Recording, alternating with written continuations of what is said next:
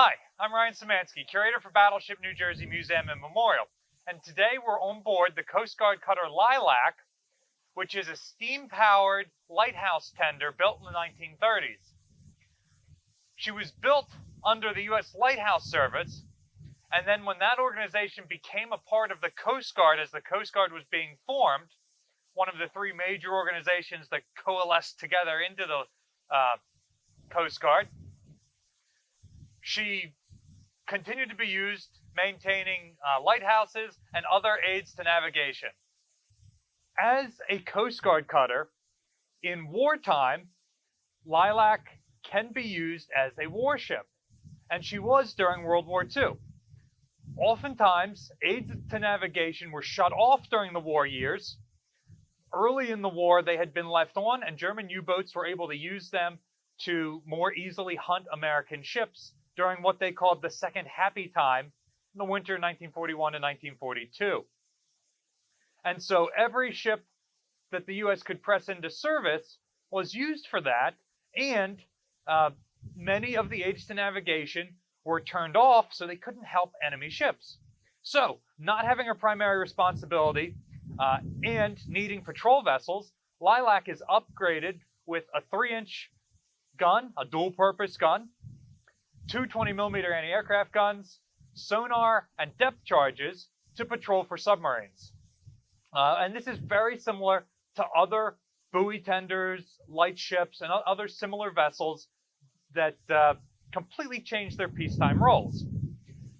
Now, Lilac's peacetime role as a lighthouse tender was originally to take supplies and spare parts and other things that lighthouses needed in her assigned area.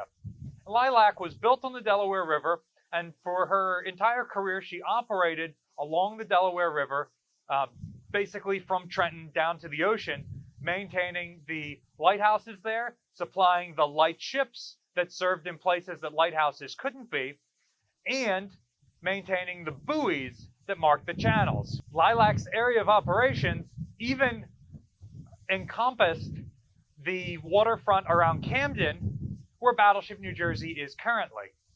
About 1/3 of U.S. warships were built there on the Delaware River during World War II. So it was very important to have navigational aids to get them out to sea and to have ships guarding that so that enemy warships, and primarily U-boats, couldn't sail up and ambush these new ships that didn't have trained crews or fully operational systems yet. So this area where we are standing now is where you would actually maintain a lot of the buoys. So like many other buoy tenders and similar ships, she has a large mast here forward of the bridge with a boom that can be used as a crane. It can be swung 180 degrees to pick stuff up out of the water and then bring it over the deck here where it can be worked on deck, maintained, and then put back in the water. Now, today it's about 22 degrees out. I'm not sure I want to work on a wet buoy with my bare hands out here on the main deck. Well, that's okay. There's a hatch here on the deck, and you can lower the buoy down into a hold down below to do work. Let's go check that out. Yeah, so now we are in the hold. You can see the hatch in the overhead. Notice how it has 4 separate hatches in it. You can open one of those individually to just lower a smaller object down here, supplies or a buoy, or you can open the whole frame to drop something bigger down here. Behind me, you can see the winch equipment that are used to control that big boom crane. And you can also see all these caged areas around the side, the various tool storage rooms and workshops with all the stuff you need for maintaining these buoys. There's also some under where the camera is filming from. So pretty much on all sides down here, you've got the equipment you need to work on a project like this. As the various organizations coalesced into the Coast Guard in the 1930s, there were a number of different types of vessels that were used to maintain aids to navigation. These include buoy tenders, lighthouse tenders, light ships, and really, in the modern Coast Guard, all that's left are the buoy tenders. Why is that?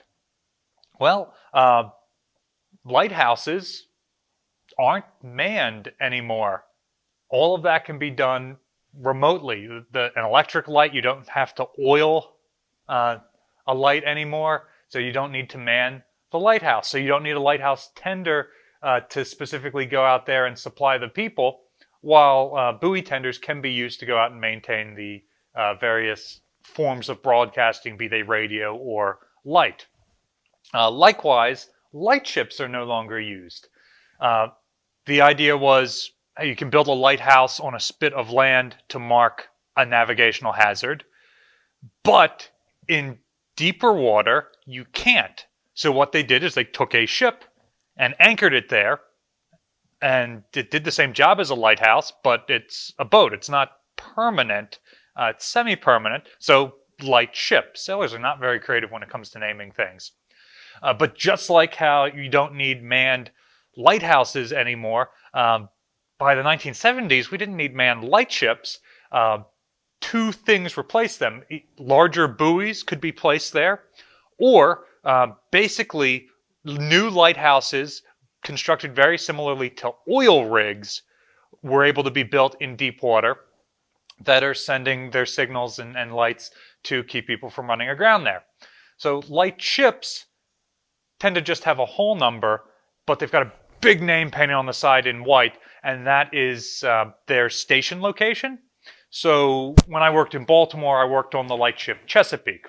And there are about 16 lightships still around in this country, and many more overseas in Europe. They were widely used for a long period of time, though no longer used today.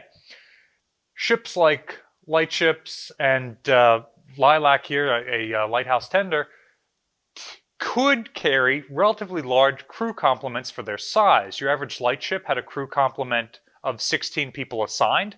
Lilac had a maximum crew complement of around 40.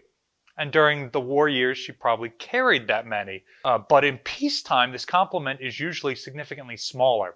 For the tenders like Lilac, it might not be so much smaller because you still need those technical skills to do the work on the things that you're doing.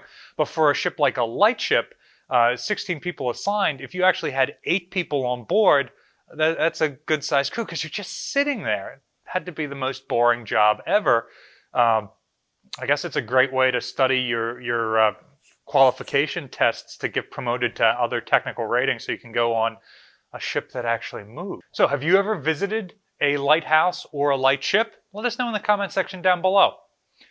What did you think about them as compared to other museum ships you visited or other historic house museums? Battleship New Jersey receives operating support from the New Jersey Department of State and also from a number of other sources, including businesses and private individuals like yourselves. We really appreciate your support.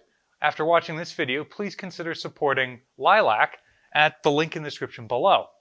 You can also visit her between Memorial Day and mid-October. Be sure to check her website, link below, for when she's open. You can support Battleship New Jersey by liking, sharing, and subscribing so more people can find out about our museum and our channel. Thanks for watching.